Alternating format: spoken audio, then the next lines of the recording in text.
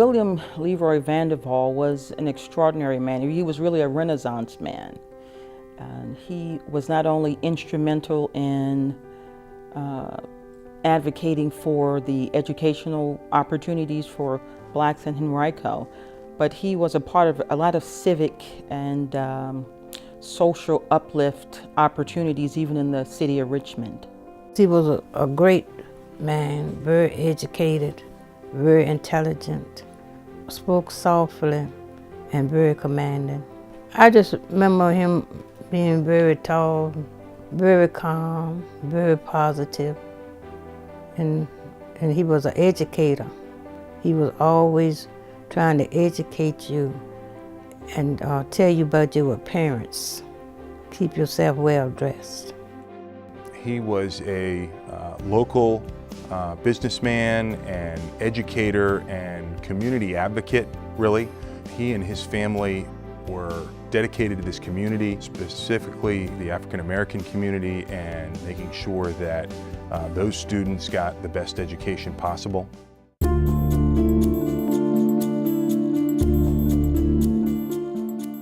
William Vandervall was born in Richmond in 1860 to Leroy P. and Rebecca Vandervall. Leroy P. Vandervall lived in the city of Richmond, and his mother was Cherokee. They feel as if she was probably a mixture of Native American and of black or Negroid, colored, if you will, as they called it during that time. They were freed blacks. So they were not, even though they lived during the era of slavery, they were not slaves. If we look at 1860, the year in which Mr. Vandervall was born, we see that as it relates to the cities in Virginia, Richmond was second only to Petersburg in the number of free blacks. Petersburg in 1860 had about 3,200 or so, and Richmond was second with about 2,600 free blacks. And so his parents were in that number, and so was he. William was born prior to the end of slavery, prior to the end of the Civil War. During that time, if your mother was free, then you were also free. That was somewhat of a tumultuous time because we're on the cusp of the beginning of the Civil War. But what people don't talk about very much is the free black experience. In many ways, they were somewhat quasi-free because they could not vote for the most part.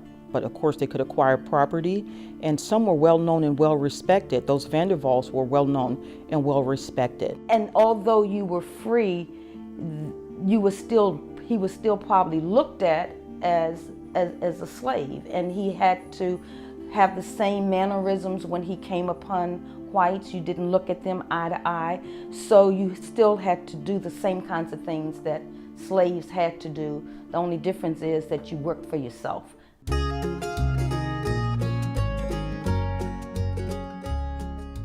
Years before the birth of his son William, Leroy Vandervall worked as a farmer on the outskirts of Richmond.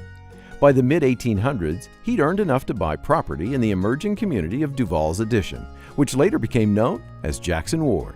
Blacks during that time, if you were free, you still had to make a living for your family. And one way for him was to own property and then would rent the homes, etc. out, or possibly rent the property for people to raise their stock, because even though it was in the city, people did have animals like chicken and goats and pigs and whatever running around. So it was extremely important. And I think it also gave them leverage when you're a property owner. Owning property was a symbol of success. It gave you, well, it attested to the freedom, but more so, it was a safety net when you owned property. And there are other free blacks that also owned property. Black barbers did exceedingly well. And there were some that owned as many as 10 properties in Richmond. So he was amongst those that were black men that were free, of course. And so he could make deals on behalf of his family and perhaps for other persons in the community as well. The Vandervalls welcomed another son, Benjamin Dunlop, on October 3, 1861. After the Civil War, the family saw opportunities beyond Richmond and in 1866 settled in an area of western Henrico known as Rio Vista.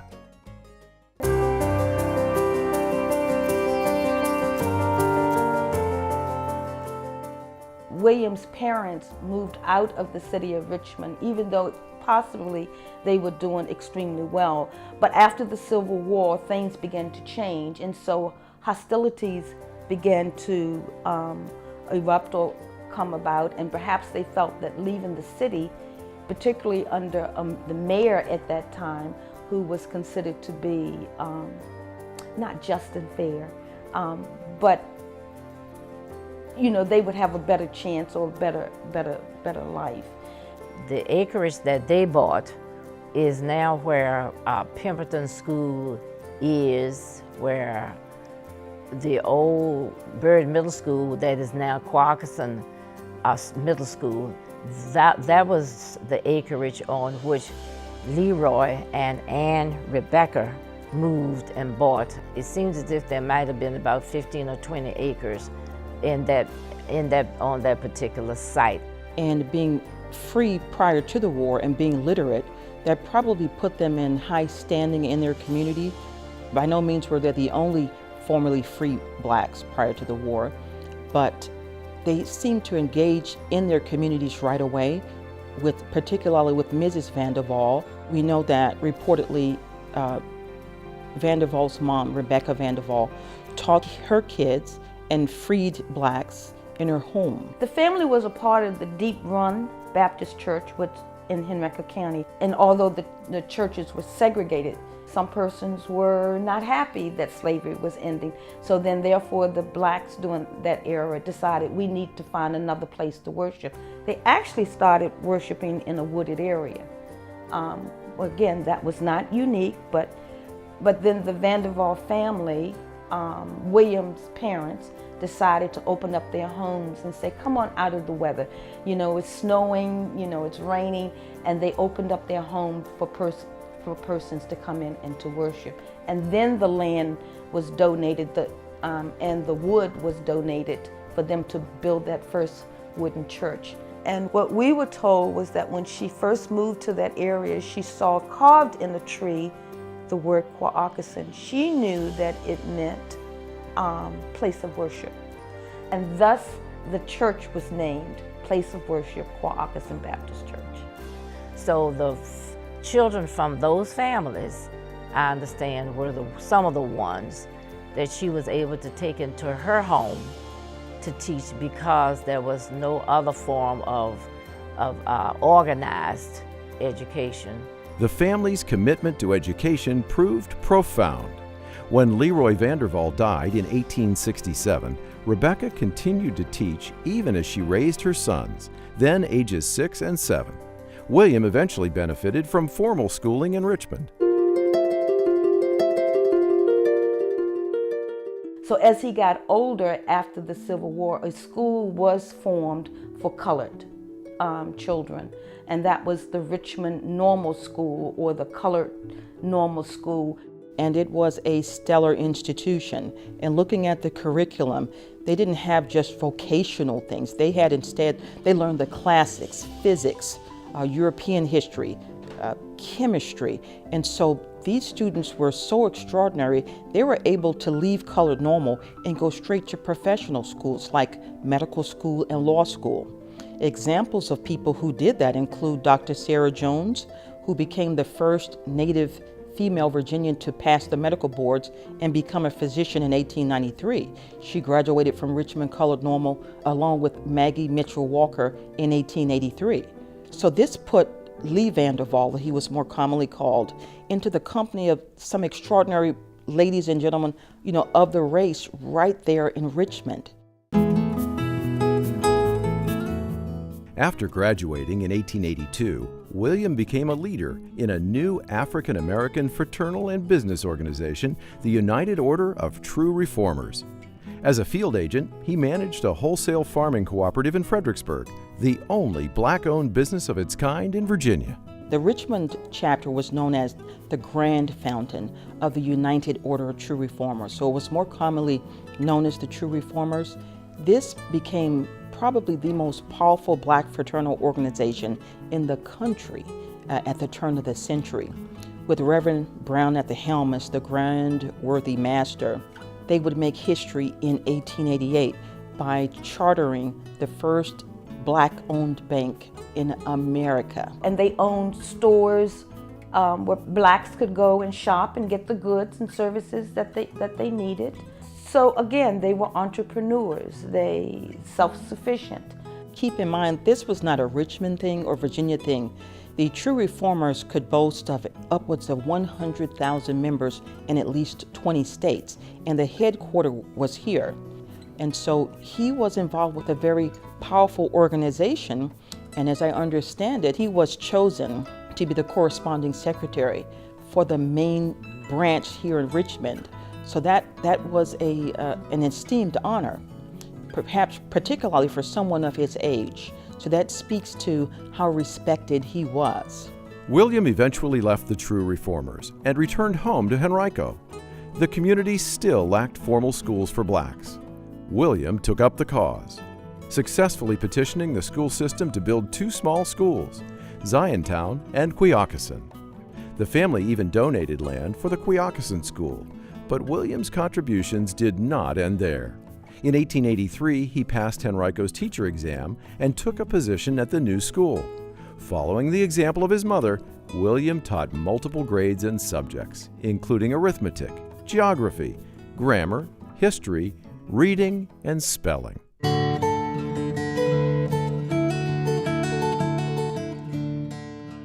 The schools that the Negro children had during those years were very subservient. They had few books. There were hand-me-down books from the white schools. Sometimes pages were missing. The backs of the books were missing. He was able to probably determine, like others, that the needs of the blacks in that area were not being met. I believe that was called the Tuckahoe area. And so he promulgated the need for additional schools in the area because he knew that education was the key. Yeah, that was the type of person that he was. He always wanted his people to do better.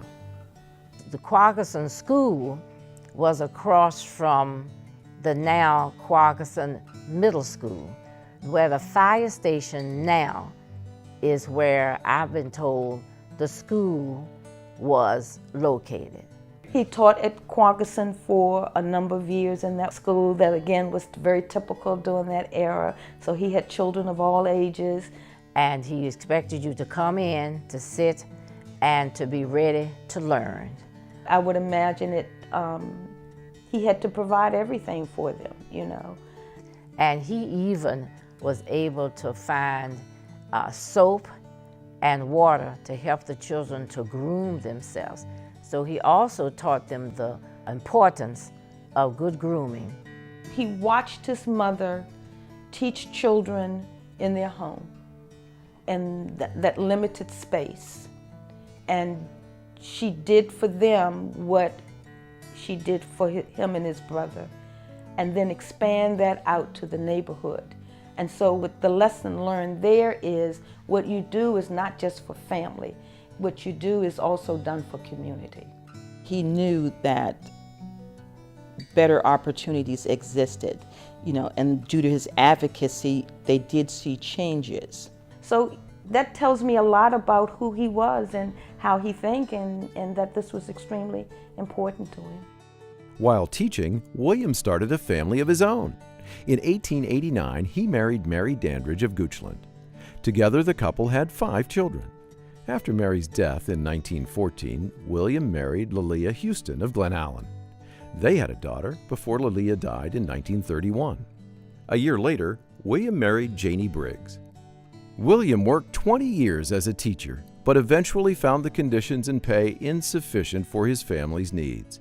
At age 43, he left Quioccasin School and became the area's first African-American postal carrier. His route was Rural Free Delivery, or RFD-1, Rio Vista, part of an expansion of U.S. Postal Service into rural communities.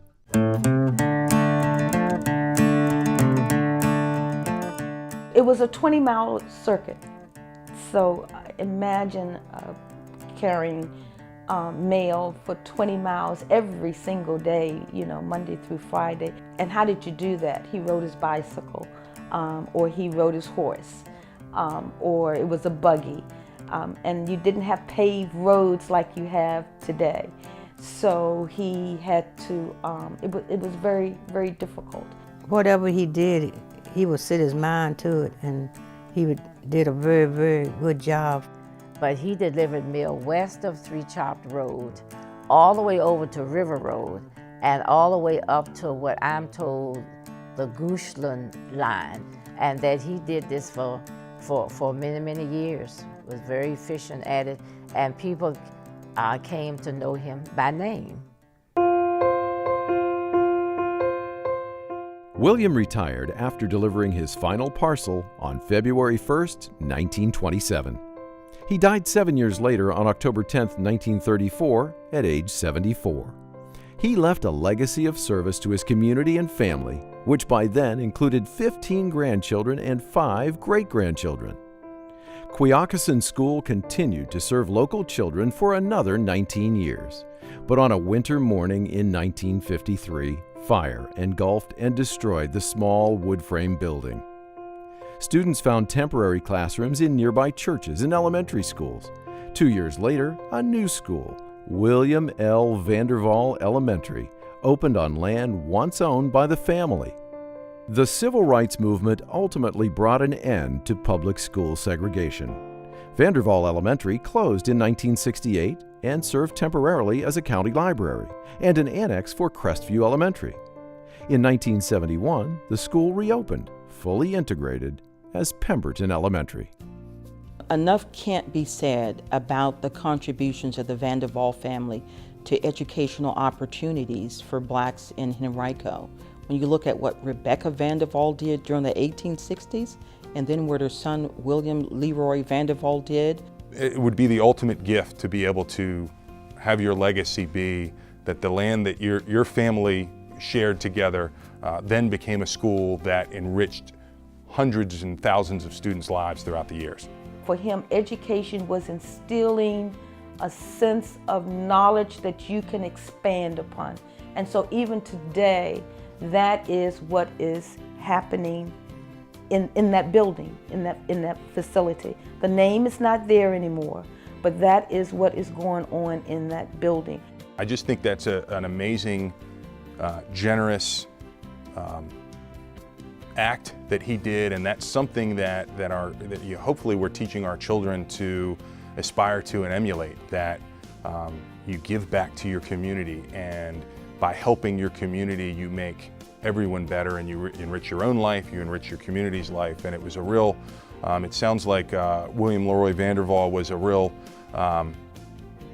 servant of the community and put others before himself, and I just think that that's exactly what we want to be teaching kids in this day and age.